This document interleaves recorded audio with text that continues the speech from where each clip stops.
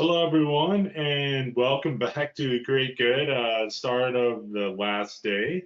So we're excited to have Kate here to talk to us about some SEO and content marketing. She's one of the team members here at BCDC Ideas, and we are super happy and excited to have her. So let me hand it over to Kate, and she can take it away from here. All right, thank you, Brian. Hello, everybody. Thank you for coming out on Friday in the morning to come see a presentation about SEO and content marketing. We really appreciate it.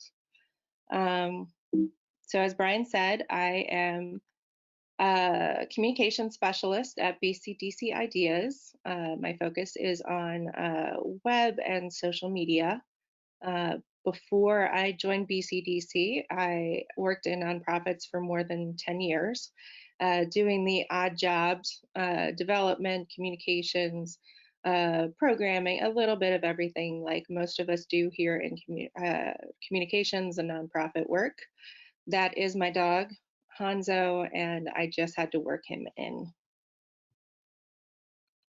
If you're not familiar with BCDC Ideas, BCDC is a creative agency founded in 2010 with a focus on nonprofits, and we specialize in communications, marketing, and fundraising.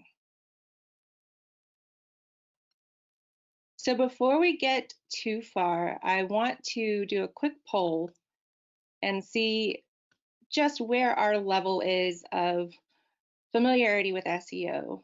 There is no shame in saying that you have no idea what SEO is or that you're lost. Totally fine.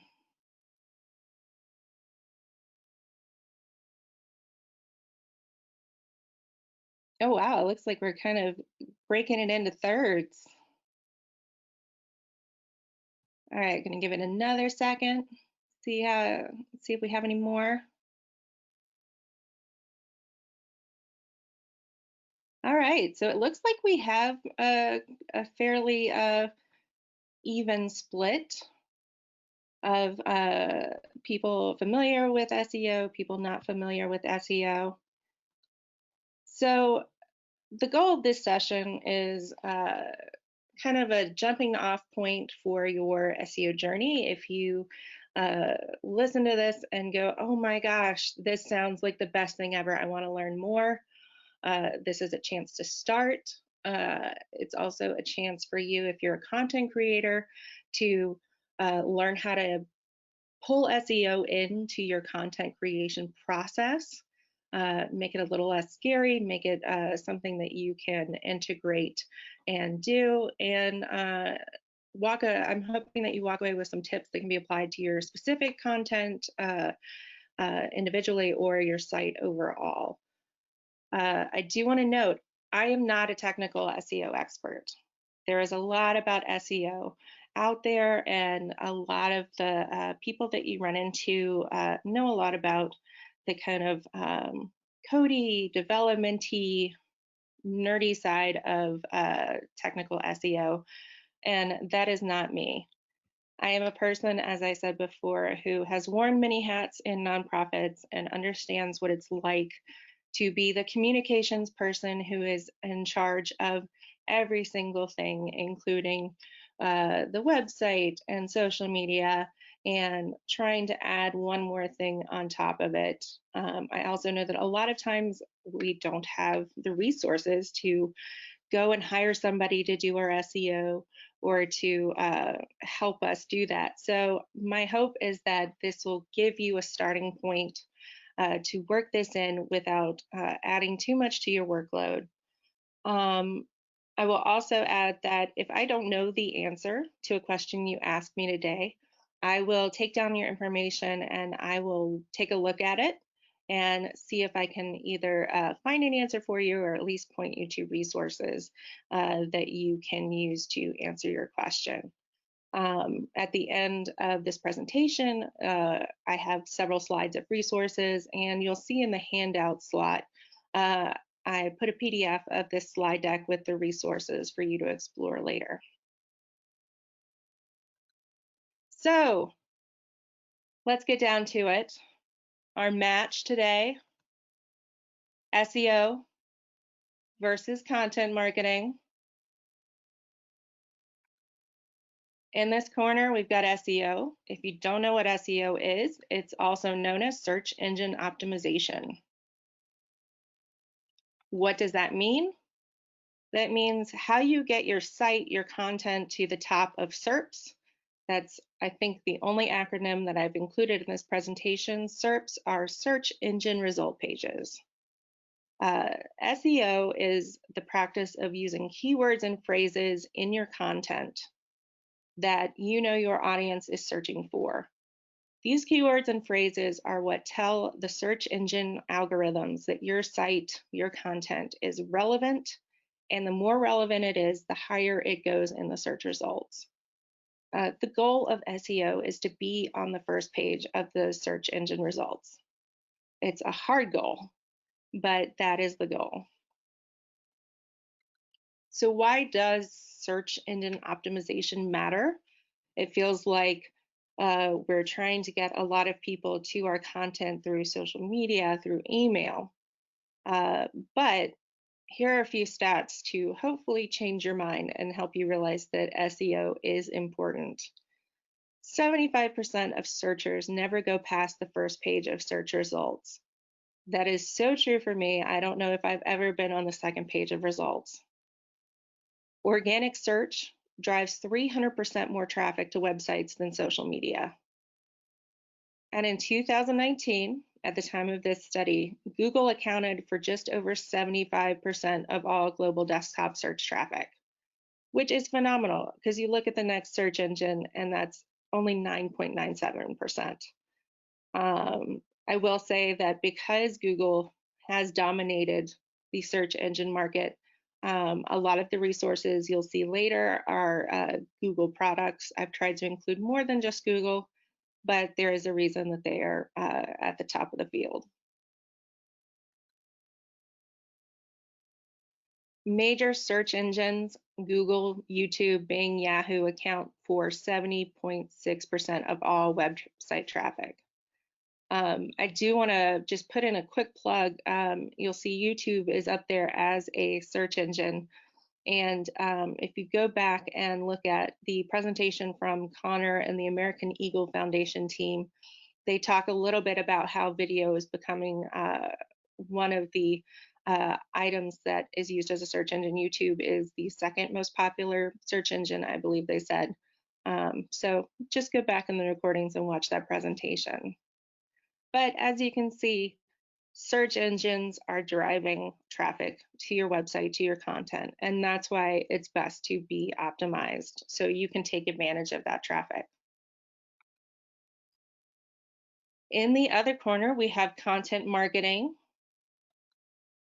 This may be something you're a little more familiar with.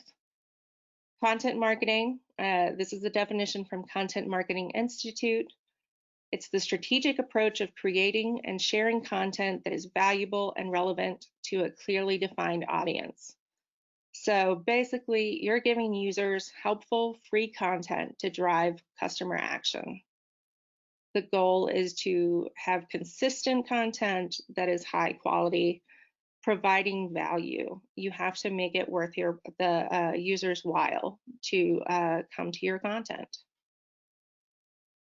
And when we talk about content, what are we talking? We're talking about all the content.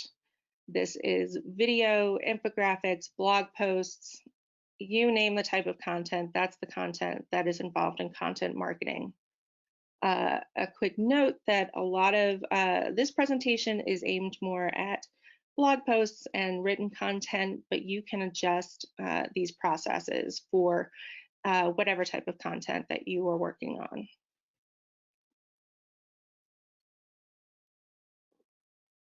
So let's get ready to rumble. SEO versus content marketing. Who's going to win? Actually, they are going to learn how to work together. They've discovered that they have so much more in common than they do in differences. SEO and content marketing work together, like peanut butter and jelly, lock and key, soap and water. The goal of SEO and the goal of content marketing is to get eyes on your content. Because face it, your content won't work unless people are seeing it. And if you have high search page rankings, it doesn't matter if you're not offering great content to your audience. There are two very different approaches in terms of SEO is a much more technical approach, and it is focused just on the search results. Content marketing is much more holistic, multi-channel. So how do you make them work together for you? You have to make a strategy to create the good content and include as part of that process a strategy to get it found. So this process that I'm going to go through is something that I've kind of pulled together based on research and just practice that we've learned through working with clients of all kinds. Make this process work for you. Adapt it to your work style, how your organization operates. This is not a rigid process other than to say research first and get your keywords first. It doesn't work afterwards. We'll get into that though. So step one, you may note that this is where the sports imagery stops because that is as far as I could take sports imagery. So this is going to be from now on a very nerdy GIF heavy presentation. So step one, get your research hat and put it on. I think this is one of the hardest things we have to do as communicators, especially when we are a one-person shop in a nonprofit that has 4 people and we're all trying to do everything. It's hard, I get it, but it also is going to pay off for you in the long run if you take the time to do this research. So, what are you researching?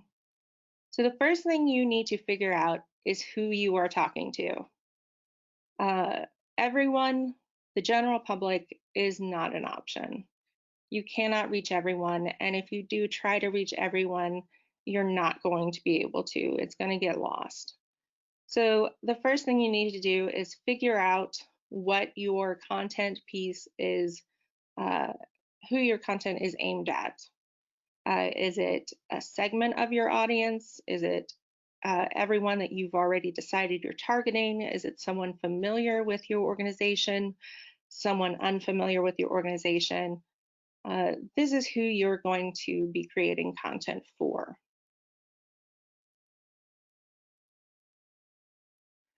The next step is to figure out what they are looking for. What is this audience wanting to know? So one of the best ways you can do that is to Google your organization and your focus area. Take a look at what's at the top of the results page. In my spare time, I run a nonprofit for spay neuter fundraising for dogs in low-income areas. So most of my examples are going to have to do with dogs. So as you can see, I took dog rescue, North Carolina, and the top result came out saving grace animals for adoption. Do this for your focus area, do it for your organization as well. Because of the way the search engine works, Google, again, is giving you what they have figured out is the most relevant content based on your search terms. That will give you a good idea what questions people are asking, what people are looking for. You can also use Google Trends. Google Trends looks at the popularity of search queries over time. You can go in, put in your query. So for example, dog rescue.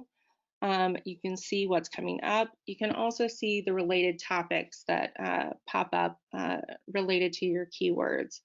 And that'll give you another good idea of what people are looking for and what they're searching for.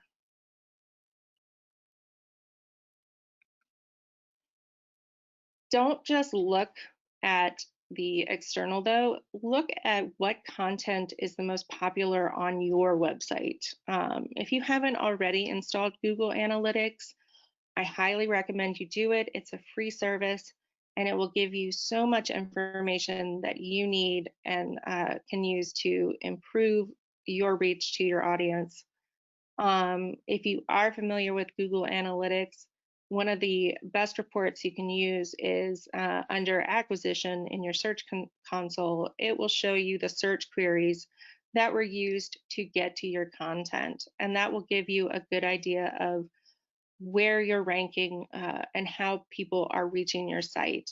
That is another great way to find out the questions that people are asking and figuring out how you're going to answer them. Also in Google Analytics, take a look at what pages and posts on your website are getting the most page views, the clicks. Take a round look at your Google Analytics. Another place you can look is social media. What is the most popular content on your social media channels? What's getting shared?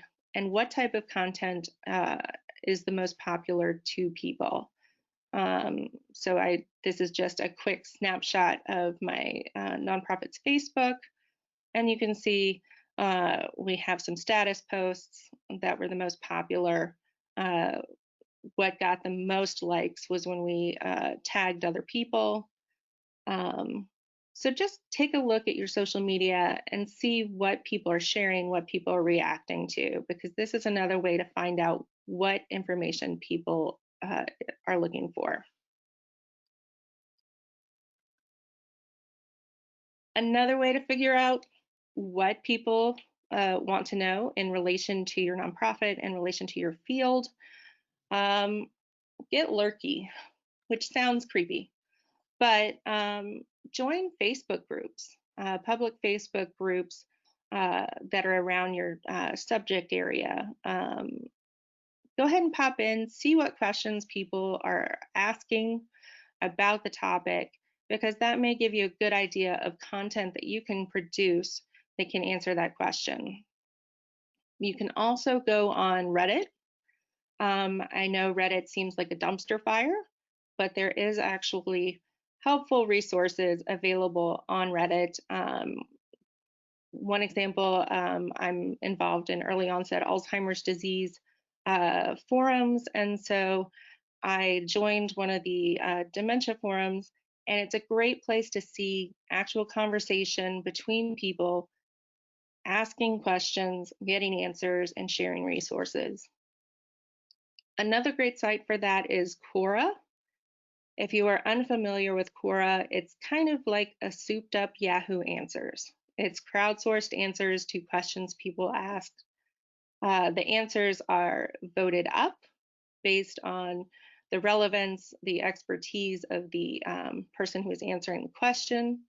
It's a great way to go through, just search your topic and take a look and see what questions are being asked and what answers are being offered. It's also a bit of a time suck. I have gone down the rabbit hole so many times, so it's a fascinating site to go on. The other way you can figure out what people want to know in relation to your focus area, ask them. It's very direct and it feels slightly uncomfortable sometimes to just ask, but start with your staff, your fellow staff members, your board members, volunteers that you know and trust. Ask them what they want to know in relation to your field, your focus. See what they have to offer in terms of information. You can also use social media polls. A lot of the platforms now have the ability to poll. People want to give their feedback. They want to feel like they're a part of the process. So don't be afraid to just ask what they want to see, what type of content they want to see you produce. So for step one, just to sum it up, you're going to be doing your research to find out who your audience is, what they're talking about, what questions they're asking, and the style of content they want to see. Again, I know this sounds like a lot of work and time is precious. It's really easy to get into the routine of just churning out the content to meet deadlines and to get something up. But if you take the time to figure out exactly what people are looking for, your content will get a much wider audience, and your nonprofit will gain much more visibility. Your content deserves to be seen. So this is one way that you can help it be seen. So once we've done our research, we move on to keywords. What are keywords? They are words and phrases in your web content that make it possible for people to find your site using the search engine. Again, this is what tells the search engine algorithm that you have relevant content. How do you start? So you're going to take your research and your experience to make a list of words and phrases. So going back to our search engine results, we're going to take a look and see what words keep popping up. So you can see, again, our search term was dog rescue, North Carolina. And all of the results that came up are ranking for an interesting group. You can see that they don't actually say rescue in any of the top search results. You see adoption, shelters, dogs, of course, that is an actual match, North Carolina. Shelters and adoption, those are the ranking things that Google has recognized as going along with dog rescue. When you are searching for dog rescue, you are looking to adopt a dog probably. So you can see where I've circled. Those are the phrases that and words that keep coming up. So add those to your list of keywords that you can use for your content. Again, don't just look externally. Use your experience. You know your mission area, you know your focus area. You've done a lot of work to try and figure out what people are looking for. So add those words to your list. Your list, this is not a time to edit. Just sit down and type, put all of them out there. Everything you can think of.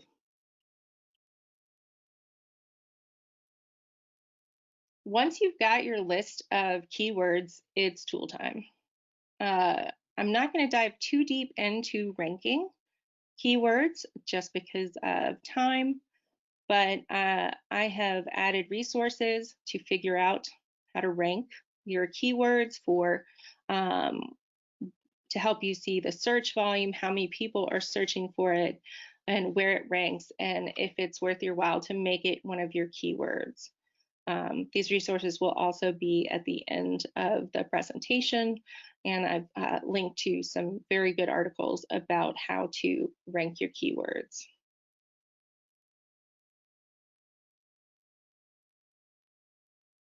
So your list of keywords, it's a living document. Your initial approach of coming up with keywords is going to take a while because you're having to do a lot of research initially. But once you have this document, if you can devote even an hour each month to updating the document, updating the keywords, seeing what is ranking, the internet is always changing, audiences are always changing. Keeping up with what the trends are will help you continue ranking your content high. So just to sum it up, what you're going to do is based on your research, you are going to create your keyword list. You're going to check the rankings and identify your top keywords that you want to rank for, and you're going to spend time updating your list regularly. So once you've done all this research, figured out who your audience is, who you're talking to, what they want to know, how they want to get those answers, it's time to create the content.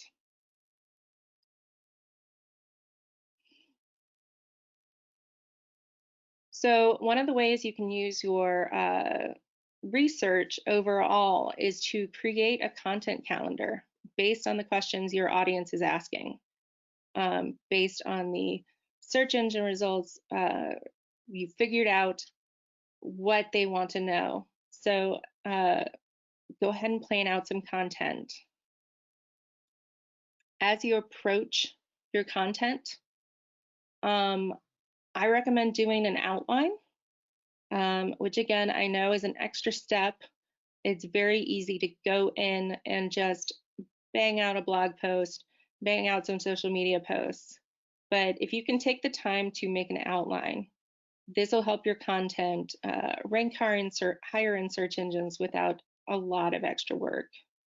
And what you're going to outline for each piece of content is your audience, who are you targeting with this piece of content, what questions you're answering for them, what keywords are you targeting, and takeaways. What do you want the audience to learn or do from this piece? If you remember, we talked about with content marketing, the goal is to provide valuable content that is helpful for your user. So one way is to figure out how it is helpful for your user. As you're creating content, you're going to use your keywords and phrases that you want to rank for. But I do want to note, don't make it a Mad Libs. The key to writing content and creating content that ranks highly for SEO is to still make it readable and natural. There is a term called keyword stuffing. And keyword stuffing means that you have just jammed all of your keywords into your content in a way that shows that you are not actually trying to produce this content for somebody to read. You are trying to produce it for a search engine. Remember that you're writing the content for humans first. Getting your content ranked by search engines is great and really helpful, but it's not going to matter if your content doesn't provide value. If people run away from your site because they go to it and realize it's not relevant, you're going to get a little ding and you're going to be lowered in your search results. So to sum it up, you're going to use your content to answer the questions your audience is asking. You're going to keep your focus keywords and phrases in mind as you create your content. And you're going to keep it natural. You're not going to Mad Lib your content, and you're going to remember that your content is aimed at humans.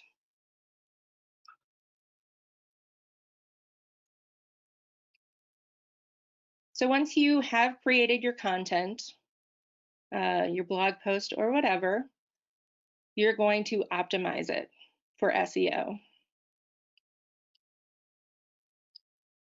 First things first, grammar and spelling really do matter.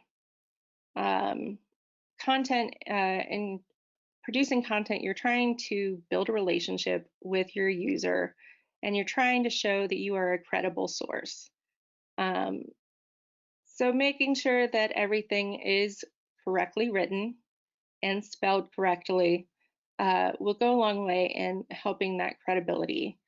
I actually just took a class last week about pay-per-click ads, and the leader of the class was telling a story about they had a blog post that was doing really well, and they couldn't believe it, and they took a look at the analytics, and they realized that all of the traffic was coming from Iceland. And so after a little digging around, they realized that there was a typo in their content that was actually an Icelandic word that was apparently very popular. So they were getting traffic, but it wasn't the traffic they were trying to get. It was a lot of traffic that wasn't building connections between their content and their audience. So make sure that you have spelled everything correctly and that you are making that connection with the audience you want, not an accidental audience. There are tools to help that, and I have included them. We use Grammarly plugin a lot to help us make sure that everything is correct.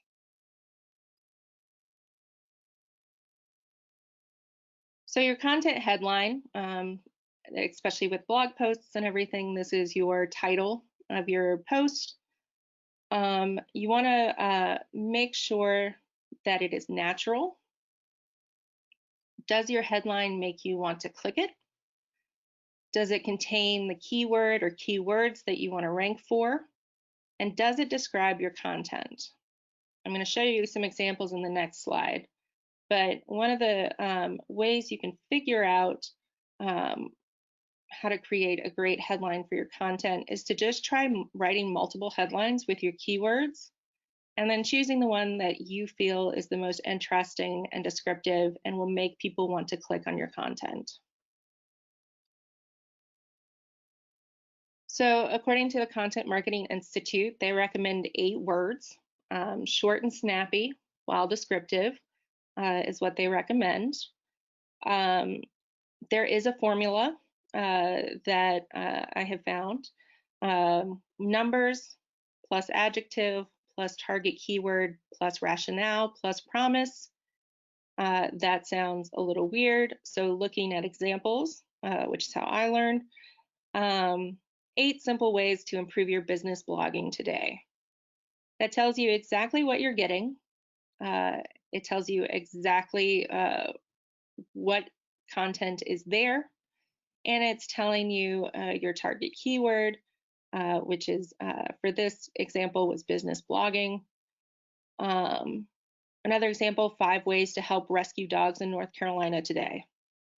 It's very straightforward, it's short, it tells you exactly what you're going to get, and it answers the question. So if someone is looking up, how can I help rescue dogs? Here you go. Here's 5 ways to help you rescue dogs. 9 ways you can feed homeless families in Raleigh. Again, it's trying to be compelling, interesting, descriptive, so you make people want to click on it and they know exactly what they're going to get when they click.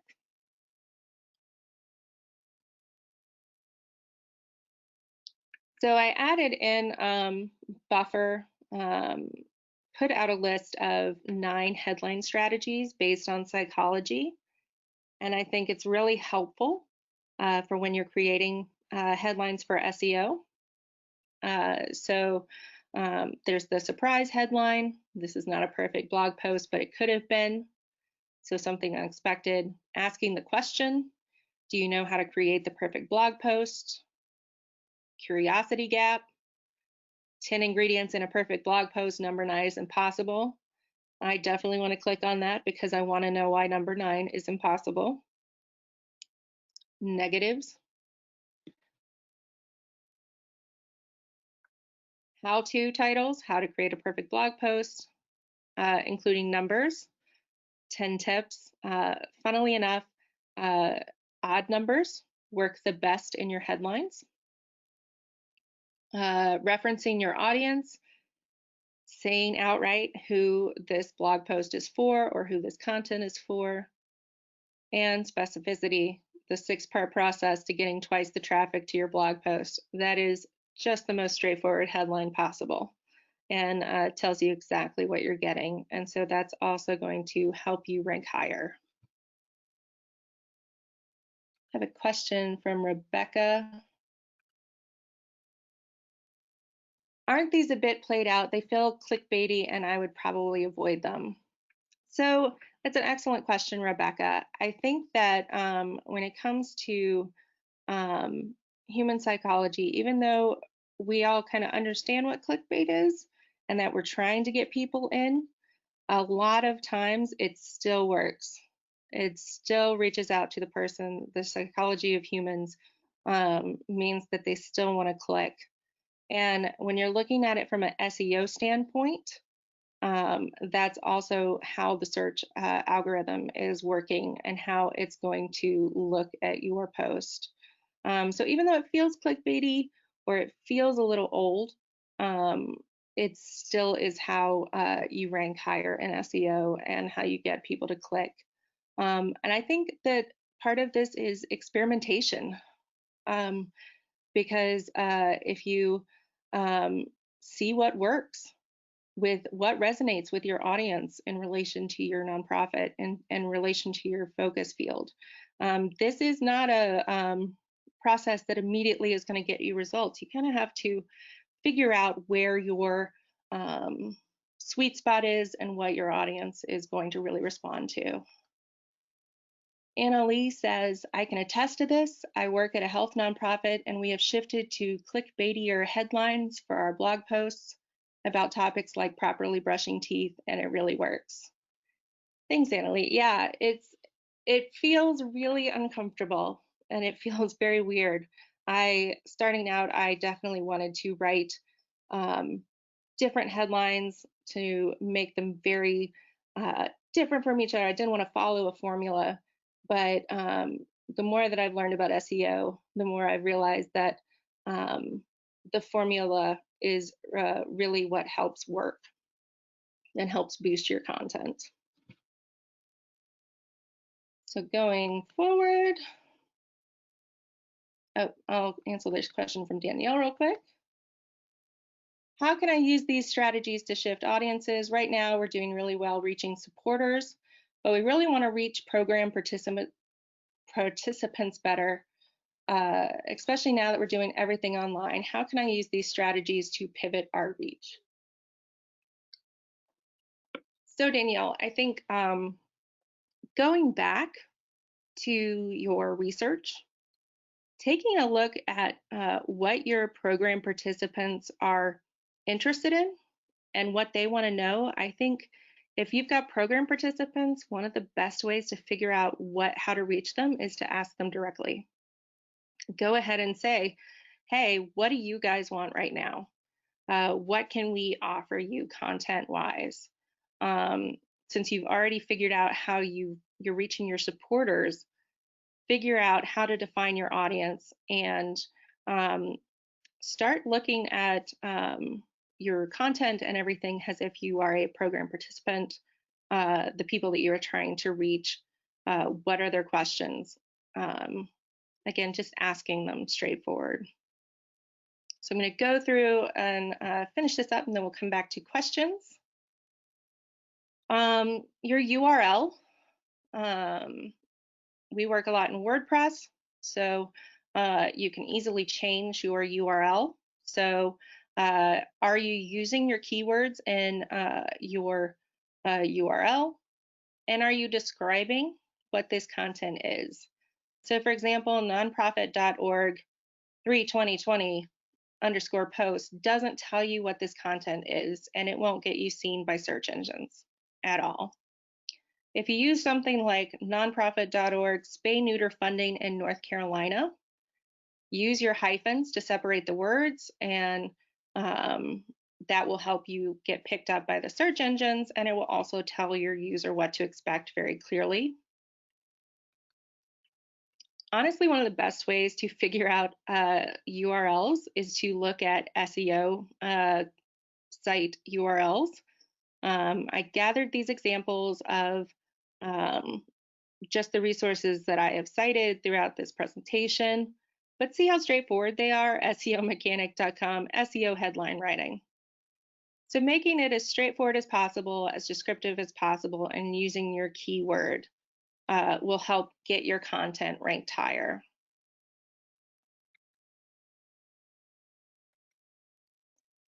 Image-wise, have you added alt text? If you're unfamiliar with alt text, usually, so for example, in WordPress, there is a little line for it to add it. This is what tells the search engine what is in this image.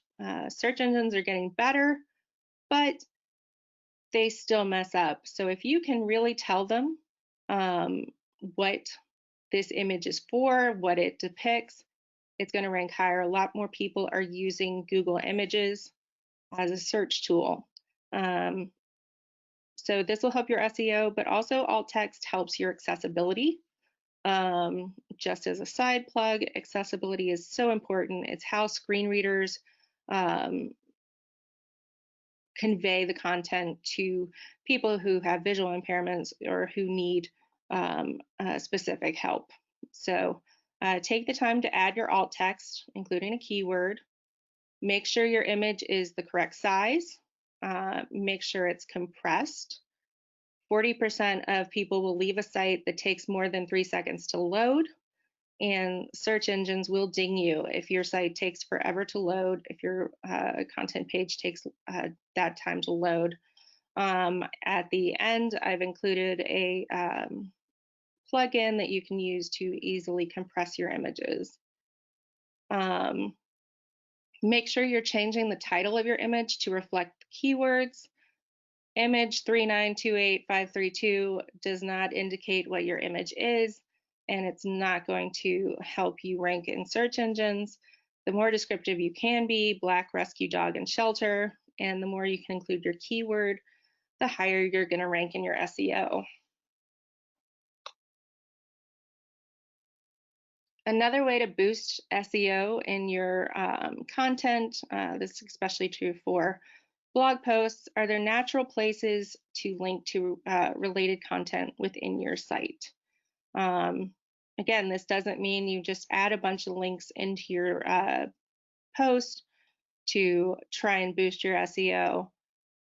Look for natural places to link the content that gives your audience the opportunity to go deeper into your site, find the answers they're looking for, be more engaged with your nonprofit, and actually get the answers that they're looking for.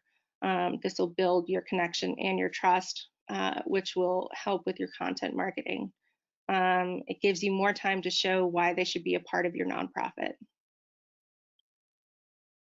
So quick sum it up of step 4, optimize it, check your spelling and grammar, your headline, your URL, images, internal links, all of those things you can do, and it'll really boost your SEO results. And it'll help your user figure out what content you have and if it's going to be relevant to what they're looking for. So just to run quickly through the process all together, you're going to start with research. You're going to create your keyword list. Step 3, you're going to create your content. Step 4, you're going to optimize your content. A bonus step, remember to share your content on all of your channels, email, social, web.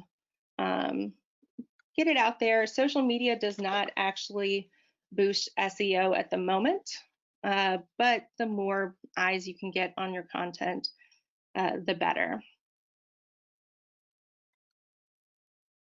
So as I mentioned, here's the resources pages. Again, you can visit the handouts tab of this meeting, and you can download the PDF that has all of these resources. I won't go through all of them. I will put in a quick plug for Yoast plugin. Yoast has a lot of really amazing resources, and it's one of the clearest SEO training sites that I have found. Yoast makes it really easy to think about things like, what is your content saying? What's the readability? Do you have your keywords, etc.? And then keyword research and optimization resources as well.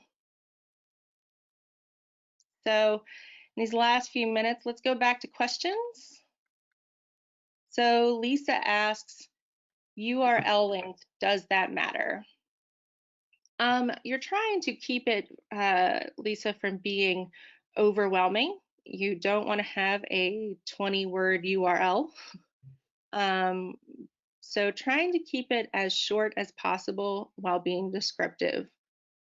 I don't think there's a magic number for your length of URL, but I do think that you want to make sure that it includes at least one keyword and describes what people are getting. Rebecca says, for web pages, what are some key ways to handle keywords? Should you always include your org name and overarching subject in addition to whatever keywords deal directly with a particular page's content? So Rebecca, for keywords for web pages, I don't think you need to continually put in your organization's name because if you look at Google results and if your name is in your overarching URL, it's there. So I think focusing on your subject area, specifically in that page's content. It doesn't have to have the overarching subject. I think being as specific as possible is how you're going to get to people.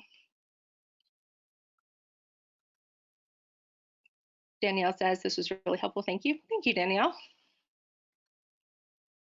So Claire says, thinking about existing content that might not be optimized for SEO, what's the number thing you recommend we go back and change about these resources if our team is small and doesn't have a lot of time to put into work? That is an excellent question. Let me take a sip here real quick. So Claire, I think my recommendation is to start by going back and just looking at your headline first, seeing what that headline says. Does it have a keyword in it? Because I think that that is the first thing that is going to be picked up by search engines. And it also at the same time will help your users when you're figuring out how to reach them. Does the headline have a keyword? And does the headline describe exactly what is in this article? And then I think if you have time to take a look at your first paragraph, does your first paragraph have the keyword? Does your first paragraph introduce the idea? Those are the two things that I would focus on. And just to throw in a number 3, if you have time, going back in and changing your images to change the title of the picture or at least add the alt text can make a huge difference in helping you rank for SEO. This actually does seem doable. Thank you, Sue. I think it is. As I said, I'm trying. I understand what it's like to be completely overwhelmed with so much to do and not enough time to do it in. My goal is to hopefully make this as easy as possible. So glad you like it. Joy, extremely helpful and practical session. Thank you so much. Joy, I am so happy that you found this helpful. As I said, consider this a jumping off point. There's a lot to learn and it can be super intimidating, SEO. I went to an SEO meetup for the first time last year and I was terrified. So I thought, oh my gosh, I'm not enough of a tech person. But once I got in there and really started looking and learning, it was really helpful. And it just was getting over that idea that SEO is only for technical people. There's a lot we can do as nonprofit communicators to help figure it out and to help boost it without going into the rabbit hole of technical stuff. Oh, and thank you, Lisa. Well, so we are almost out of time. I just want to say if you have any questions or if I didn't quite answer your question well enough, you want a little bit more information, feel free, like I said, email me at kate@bcdcideas.com. I am happy to see what I can do to help you find answers and to point you in the direction that you need to go in so that you can make this work for your organization. Again, thank you guys for joining us for virtual Create Good. And we hope you guys enjoyed it and learned a lot.